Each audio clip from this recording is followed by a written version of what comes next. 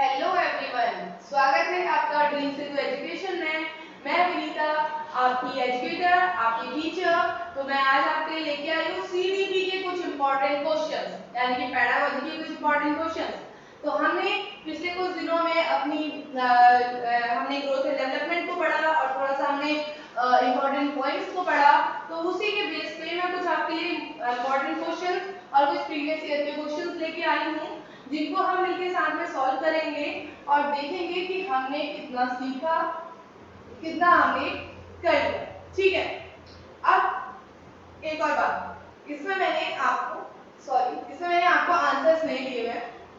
Answers क्या करने हैं, मैं यहाँ पे आंसर बताऊंगी और आप लोग क्या करेंगे, कमेंट सेक्शन में उसका मुझे आंसर देंगे।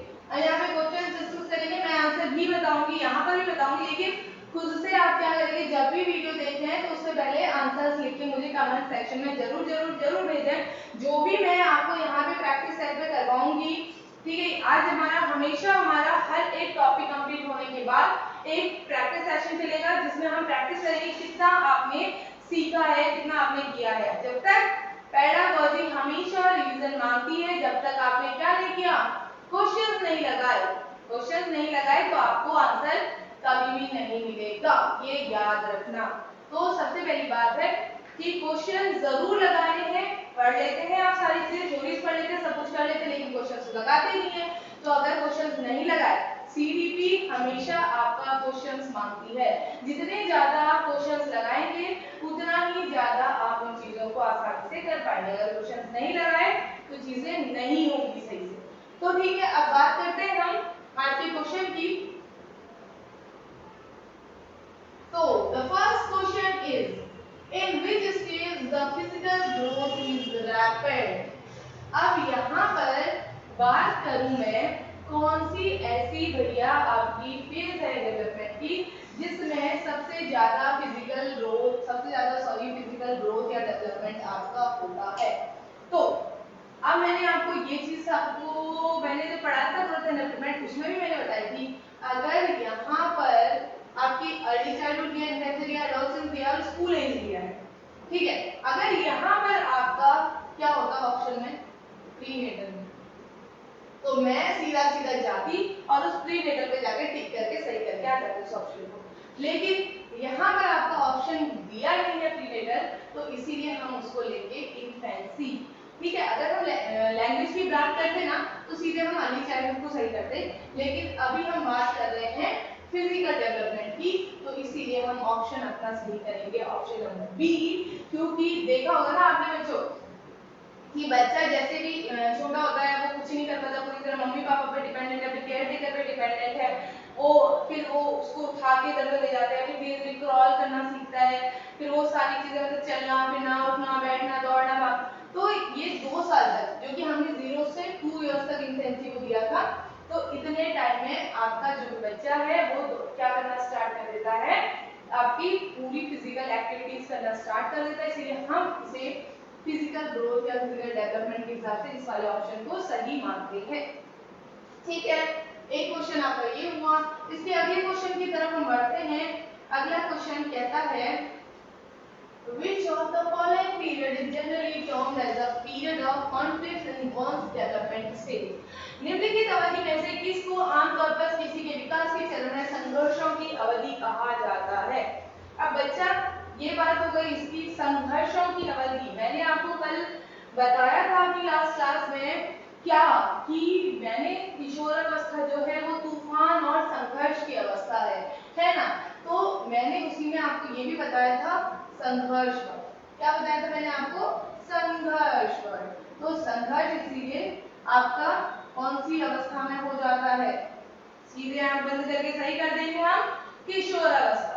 ठीक है, तो आपका ये ऑप्शन यहाँ पे कवर हो जाता है, क्योंकि इतने सारे कॉन्फ्लिक्ट्स आते हैं ना, बच्चे को कुछ समझ में नहीं आता भैया हम क्या कर रहे हैं, कैसा कर रहे हैं, कैसे होनी चाहिए सारी चीजें। ठीक है, तो ये बात हो गई हमारी किशोरावस्था की। तो हमारा कॉन्फ्लिक्ट वाला एज हो गया किशोरावस्था। अगले क्वेश्चन की तरफ बढ़ते हैं। Which of the following statement is not correct about development? तो डेवलपमेंट के कौन से स्टेटमेंट सही नहीं है? Each phase of the development has hazards. हर एक फेज में हैजार्ड्स होते हैं, कुछ न कुछ खतरा होता है। Development is not aided by stimulation, विकास उत्तेजना से सहायता प्राप्त नहीं है। मतलब ऐसा नहीं होता कि उत्तेजित होकर ही आपको कुछ न कुछ डेवलपमेंट हो पाएगा। फिर development is affected by cultural changes, each phase of the development has characteristic behaviour. अब बात करें तो ये नीचे वाले दोनों ऑप्शंस आपके एकदम सही जा रहे हैं। हमेशा यही होगा बच्चों, एग्जाम में भी ना दो ऑप्शन तो ऐसे होंगे जो बिल्कुल आंख बंद करके आप देंगे नहीं ये तो है ही, ये ऑप्शन सही नहीं है, लेकिन दो ऑप्शन ऐसे होंगे जो आपका हमेशा आपका ब्रेन स्ट्रॉन्ग कर देंगे, मस्तिष्क विप्लवन कर देंगे, जिसे हिंदी में बोला जाता है। तो इसका ऑप्शन ऐसे ही दो है, each phase of the development has hazards और development is not aided by stimulation, मतलब विकास उत्तेजना से सहायता प्राप्त नहीं है। मतलब ऐसा नहीं है कि आप डेवलप करेंगे, कोई चीज आपने देखी तो उसको देख के एकदम स्टिमुलेट हुआ और डेवलप कर रहे हैं, ऐसा नहीं है। डेवलपमेंट कॉन्टिन्यूअस होता है, धीरे धीरे चलता है, ठीक है। अभी हम प्रिंसिपल्स करेंगे डेवलपमेंट को, तो इन बातों को और अच्छे से वहां पर भी समझेंगे, ठीक है। तो इस ऑप्शन में विकास के प्रत्येक चरण में खतरे हैं, तो ये ऑप्शन भी एक टाइप से हम सही कर लेते हैं, क्योंकि खतरों का मतलब ये नहीं कि भैया डेंजर में है इंसान, ठीक है, ऐसे खतरे नहीं है। खतरे मतलब एक नई चुनौती होती है, कुछ ना कुछ एक नया चीज होता है जो हर एक डेवलपमेंट फेज में आपका आता है। तो हम इसके लिए जाएंगे हमारे वाले इस ऑप्शन के साथ, कौन सा, विकास उत्तेजना से सहायता प्राप्त नहीं है। तो हम अपने आप को कौन से वाले क्वेश्चन को सही करेंगे, कौन से वाले पॉइंट को सही करेंगे, विकास उत्तेजना से सहायता प्राप्त नहीं है, ठीक। अब इसके बाद अगले क्वेश्चन की बात करते हैं। Which of the following development tasks is not appropriate to the late childhood? Late childhood के लिए कौन सा भी appropriate नहीं है? साधारण खेलों के लिए आवश्यक शारीरिक कौशल सीखना, learning physical skills necessary for ordinary games, achieving a masculine or feminine social role, एक मर्दाना या स्त्री सामाजिक भूमिका को प्राप्त करना। फिर तीसरा पॉइंट आता है एक व्यक्तिगत स्वतंत्रता प्राप्त करना, अचीविंग अ पर्सनल इंडिपेंडेंस। फिर अगला आता है learning to get along with age mates, उम्र के साथियों के साथ मिलकर खेलना। जिसमें से ये ऑप्शन आपका ऑब्वियसली सही है, ठीक है, ये ऑप्शन भी आपका सही है, ठीक है। तो ये पूछ रहा है appropriate, task is not appropriate, कौन सा ऐसा टास्क है जो एप्रोप्रिएट नहीं है। अब ऑप्शन बचता है आपका एक व्यक्तिगत स्वतंत्रता प्राप्त करना और एक है ये वाला, एक मर्दाना या स्त्री सामाजिक भूमिका को प्राप्त करना। ये दोनों आपके पॉइंट्स हैं। अब ये दोनों दो तो आपके सीधे सीधे अलग हो गए, आपको पता चल रहा है। अब इन दोनों पॉइंट्स में आप क्या करते हैं, अब यहाँ पे बच्चों को समझ तो आने लगता है व्यक्तिगत स्वतंत्रता, लेकिन अभी तक बच्चा पूरी तरह नहीं प्राप्त कर पाता, क्योंकि व्यक्तिगत स्वतंत्रता के लिए बच्चा किशोरावस्था की तरफ जाता है। जब किशोरावस्था यानी कि एडोलेसेंस उसकी आ जाती है, तो वहां पर उसे व्यक्तिगत स्वतंत्रता मिलती है। तो यहाँ पर तो ये बात करना गलत है। तो ये थोड़ा सा हाँ ये कह सकते हैं मर्दाना स्त्री सामाजिक भूमिका को प्राप्त करेगा, लेकिन सामाजिक भूमिका को भी प्राप्त कैसे करेगा, मतलब अचीविंग अ मस्कुलाइन और फेमिनाइन सोशल रोल। अब ये बात बताओ कैसे वो अचीव कर लेगा मस्कुलाइन और फेमिनाइन सोशल रोल को। तो सोशल रोल के हिसाब से अब बच्चे को समझ में आने लगता है, समझ गए कि ये गर्ल है और ये बॉय है, ठीक है। तो उसे समझ में आने लगता है ये गर्ल है ये बॉय है। तो ये वाले ऑप्शन के साथ भी हम क्या जाएंगे, नहीं जाएंगे। तो यहाँ पर अचीविंग अ पर्सनल इंडिपेंडेंस को, इस ऑप्शन को हम अपना क्या कर लेंगे, करेक्ट कर देंगे, ठीक है। इसके बाद अगले ऑप्शन की तरफ चलते हैं, अगले क्वेश्चन की तरफ चलते हैं। क्वेश्चन है which of the following is not the characteristics of early childhood? कौन सा अर्ली चाइल्डहुड का कैरेक्टरिस्टिक नहीं है। अब भैया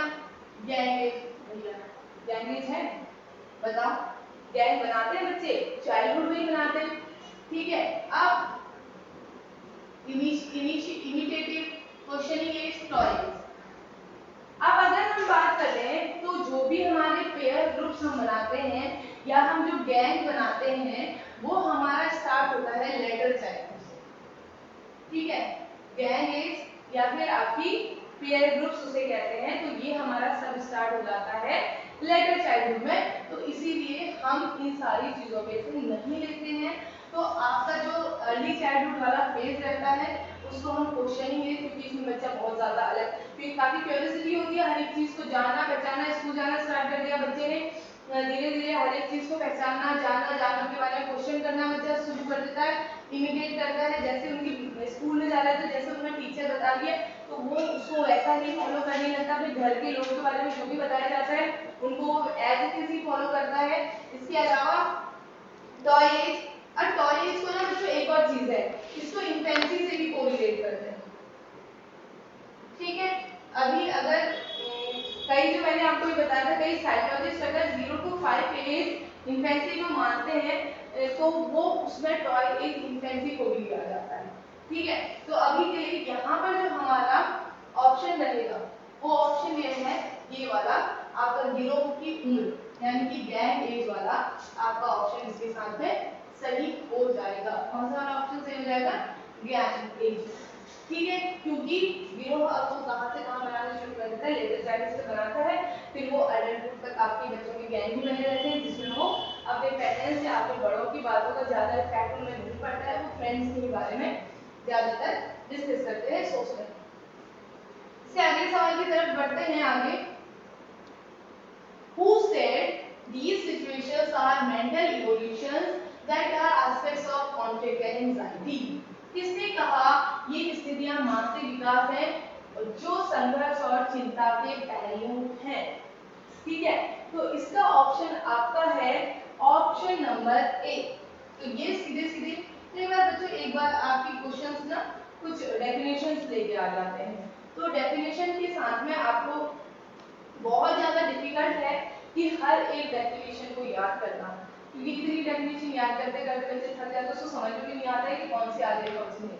तो कुछ एक इंपॉर्टेंट डेफिनेशन है जो मैं आपके लिए लेके आई हूँ, या आपको जब मैं टॉपिक कराऊंगा उसमें मैं आपको पूछ लिया करूंगी। तो यहाँ पर इस डेफिनेशन को बोला था हिलगार्ड ने। किसने बोला था इस डेफिनेशन को? हिलगार्ड ने।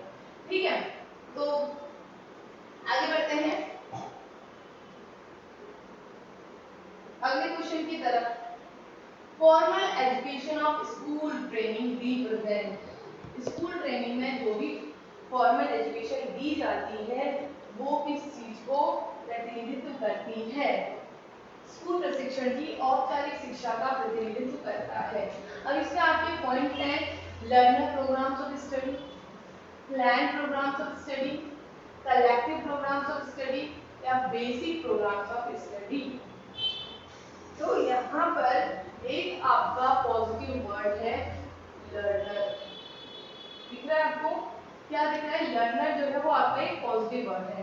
तो फॉर्मल एजुकेशन होती क्या है?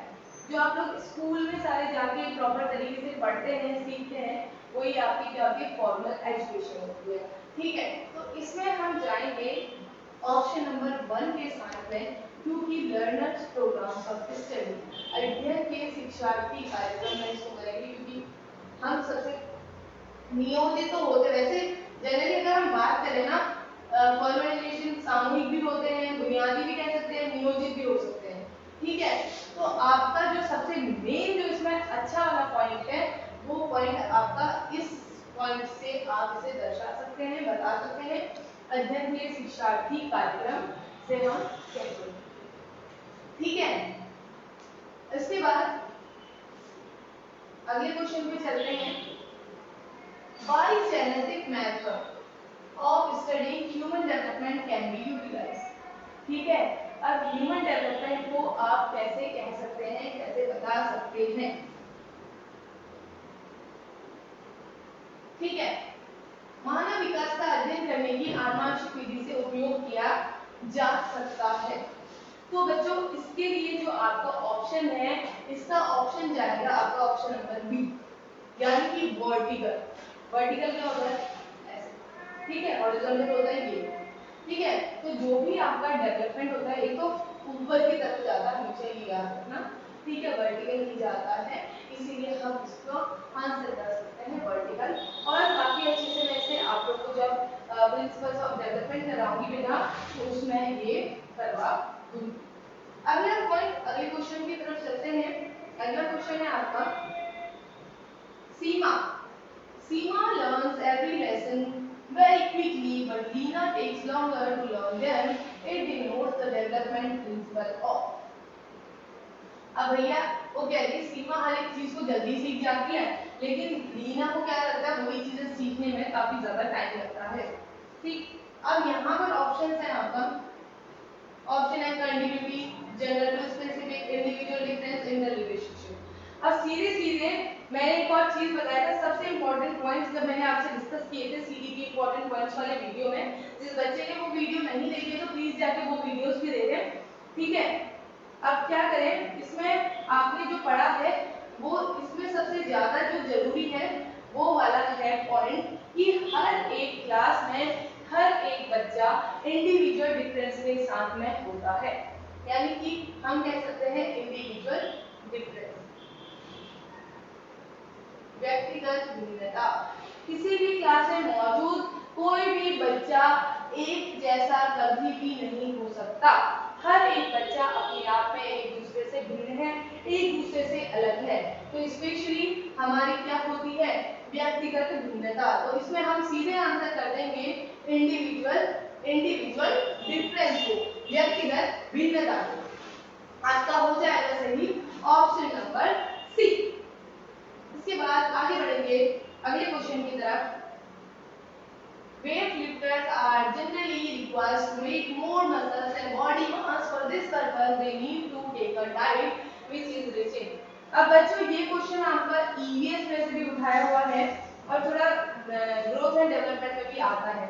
अब ये सेम क्वेश्चन ईवीएस में भी आपका पूछा जा सकता है, और आप जाके ईवीएस वाली वीडियो भी देखिए, तो उसमें मैंने आपको पूरी न्यूट्रिशन काफी अच्छे से डिफाइन किया हुआ है, आपको कोई भी प्रॉब्लम नहीं आएगी और आप बहुत अच्छे से उसको सॉल्व कर पाएंगे, क्योंकि यहाँ पर मैं बताऊंगी तो बच्चों को, कई सारे बच्चों को समझ में नहीं आएगा। तो आप लोग प्लीज मेरा वो वीडियो भी जाके देखें ईवीएस वाला, ठीक है, उसमें आप देखेंगे कि कौन सा न्यूट्रिएंट किस बीमारी के लिए होता है, किस लिए जरूरी होता है, कितनी मात्रा में हमें चाहिए, ये सारी चीजें मैंने वहाँ पे शेयर करी हुई है, आप जाके उसे देख सकते हैं। ठीक है, तो यहाँ पर मैं इसके लिए आपको आंसर बता दूं इसका, जो हमारे प्रोटीन्स हैं वो हमारी बॉडी के लिए बहुत ज्यादा जरूरी होते हैं, क्योंकि ये क्या करते हैं, हमारे बिल्डिंग ब्लॉक्स होते हैं जो हमारी बॉडी में सेल्स और टिश्यूज की मरम्मत करते हैं, उनकी देखभाल करते हैं। ठीक है, तो इसीलिए इसका ऑप्शन जो होगा वो ऑप्शन, अब मैंने आपको बताया था एक और चीज, जिम ट्रेनर्स। ठीक है, जिम ट्रेनर जो होते हैं वो आपको सजेस्ट करते हैं ना कि अपनी डाइट में क्या लेना है, हमें ज्यादा से ज्यादा प्रोटीन, क्योंकि वो हमारी बॉडी में कोशिकाओं को निर्मित करते हैं, ऊतकों को बनाते हैं, उनकी मरम्मत करते हैं, इसीलिए इसका ऑप्शन सही होगा प्रोटीन। अगले क्वेश्चन की तरफ बढ़ते हैं। डेवलपमेंट स्टार्ट्स फ्रॉम, विकास शुरू कहां से होता है? ऑप्शन है prenatal, infancy, pre childhood, post childhood. अब भैया सीधे सीधे मैंने क्या बताया था, जो डेवलपमेंट है वो वॉर्म टू, मैंने आपको बताया था क्या जो डेवलपमेंट है वो आपका कहां से स्टार्ट होता है, वॉर्म टू टर्म, यानी कि मदर के पेट से स्टार्ट होता है और आपकी लाइफ लॉन्ग चलता हुआ आपके साथ जिंदगी खत्म होने के साथ ही डेवलपमेंट भी खत्म हो जाता है। तो यहाँ पर ऑप्शन आपको दिख रहा है, जन्म के पूर्व चरण, शैशवावस्था, पूर्व बचपन, बचपन के बाद, prenatal stage of infancy, childhood, post childhood. तो बच्चे की प्रीनेटल स्टेज कौन सी होती थी, यानी कि जब वो मदर की वॉम में होता है वो वाली स्टेज होती है आपकी प्रीनेटल, बिफोर बर्थ जिसे कहते हैं, जन्म से पहले। तो ऑप्शन हमारा ए सही हो जाएगा, प्रीनेटल स्टेज का। ठीक है, इसके बाद अगले क्वेश्चन की तरफ बढ़ते हैं आगे।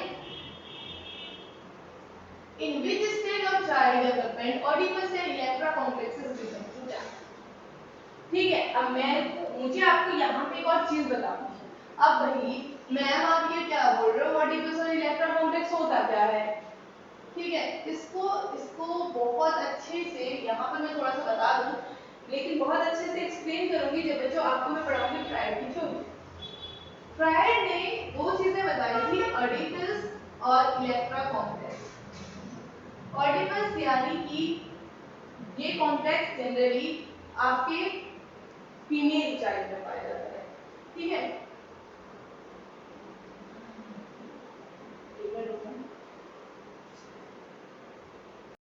तो जैसे मैंने बताया था ऑडिपस और इलेक्ट्रा कॉम्प्लेक्स की बात हम कर रहे थे कि क्या मैंने बोला ऑडिपस जो कॉम्प्लेक्स है वो आपके किस में मिलता है, बॉय चाइल्ड में, सॉरी वो मेरे से गर्ल चाइल्ड हो गया, तो बॉय चाइल्ड में आपको क्या मिलता है, ऑडिपस कॉम्प्लेक्स। ठीक है, अब बॉय चाइल्ड अब क्या होता है, जो भी लड़का होता है यानी कि 5 इयर्स तक का ये रहता है, अर्ली चाइल्डहुड में इसे लेके आ सकते हैं। ठीक है, ऑडिपस और इलेक्ट्रा ही कहां आ गई थी, अर्ली चाइल्डहुड में, अगर ये क्वेश्चन आ गया तो। अब जो बॉय है वो क्या करेगा, अपनी मदर के साथ तो उसका अट्रैक्शन होगा लेकिन फादर के साथ में कंपटीशन होगा।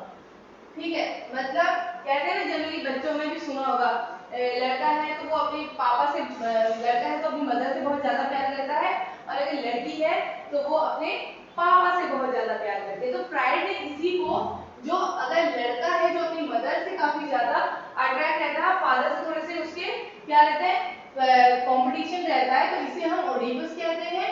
और इलेक्ट्रा से कहते हैं जहां पे मदर जो सॉरी गर्ल चाइल्ड है उसका फादर के साथ रहता है और मदर के साथ उसका कंपटीशन रहता है।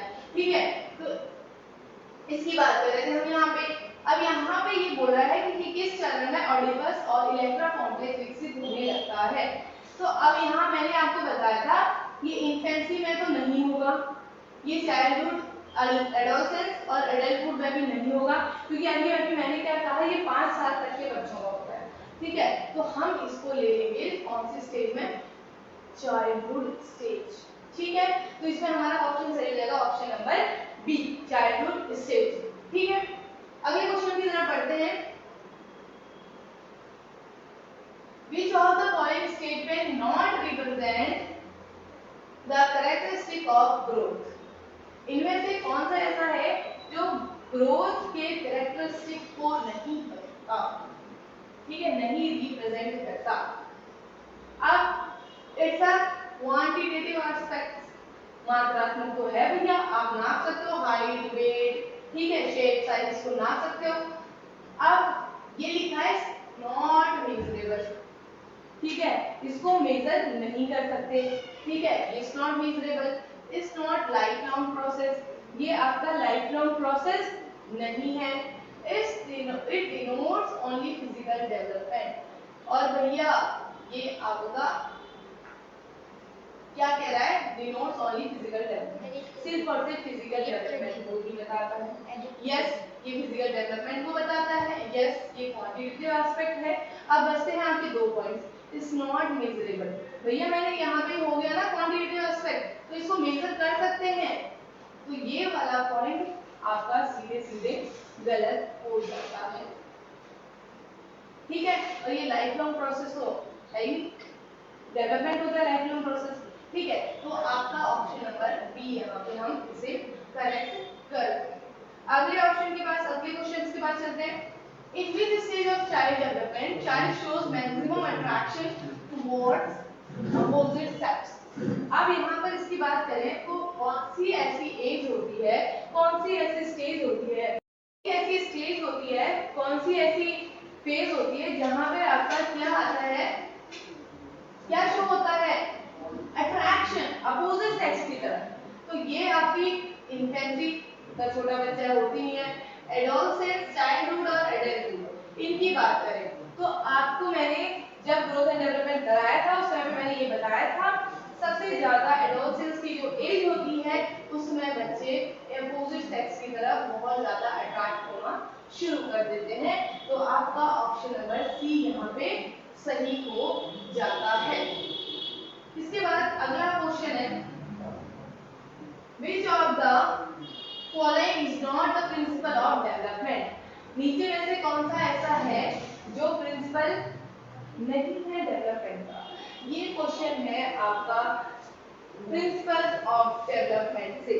तो इस क्वेश्चन का आंसर जब मैं आपको प्रिंसिपल ऑफ डेवलपमेंट पढ़ाऊंगी तो उसमें आपको और बेटर तरीके से उसको समझ में आ जाएगा कि ये क्वेश्चन क्या पूछा जा रहा है, इस क्वेश्चन में क्या पूछा जा रहा है, ये क्वेश्चन क्या कहता है। तो जनरली अभी मैं आपको बता दूं कि नॉर्मली हम बात करेंगे तो इसमें यहाँ पे ये सारे आपके नियम हैं, ठीक है। हालांकि जबकि वैयक्तिक भिन्नता का भी सिद्धांत वहां पर है, तो यहाँ पे जनरली इससे सिर्फ बात करते हैं प्रिंसिपल ऑफ वेरिएशन, ठीक है। तो अगर इससे सिंपल से यही बोला गया है प्रिंसिपल ऑफ वेरिएशन, इसकी जगह अगर ये इंडिविजुअल डिफरेंस यहाँ पे इसे बोले, ठीक है, तो इसके लिए ये वर्ड यहाँ पे लिया जाता और उसको करेक्ट कर दिया जाता, ये भी इसके ऑप्शन में आ जाता। लेकिन ये इसके ऑप्शन में इसलिए नहीं आ रहा क्योंकि यहाँ पे इसे वेरिएशन लिख दिया। अगर ये इंडिविजुअल डिफरेंस करके लिख देता तो मैं इसे सही मान लेती, व्यक्तिगत भिन्नता जैसे भिन्नता लिखा। अदरवाइज इसके अलावा गतिविधियों की विशिष्टता का सिद्धांत है आपके, ये भी चलता है, निरंतरता का सिद्धांत है, एकीकरण का सिद्धांत है, ठीक है। तो आपके आज के क्वेश्चन यहीं पे समाप्त होते हैं, ठीक है। और बाकी आपको ग्रोथ का पार्ट 1 पार्ट 2 देखना है, जिसकी वजह से आप ये सारे क्वेश्चन को बहुत आसानी से सॉल्व कर सकते हैं, ठीक है बच्चों। तो अगले टॉपिक के लिए आप मेरी अगली वीडियो जरूर देखिएगा। फिर मिलते हैं एक नए टॉपिक के साथ हमारी अगली वीडियो में। तब तक के लिए tata bye bye, thank you so much. Please like share and subscribe.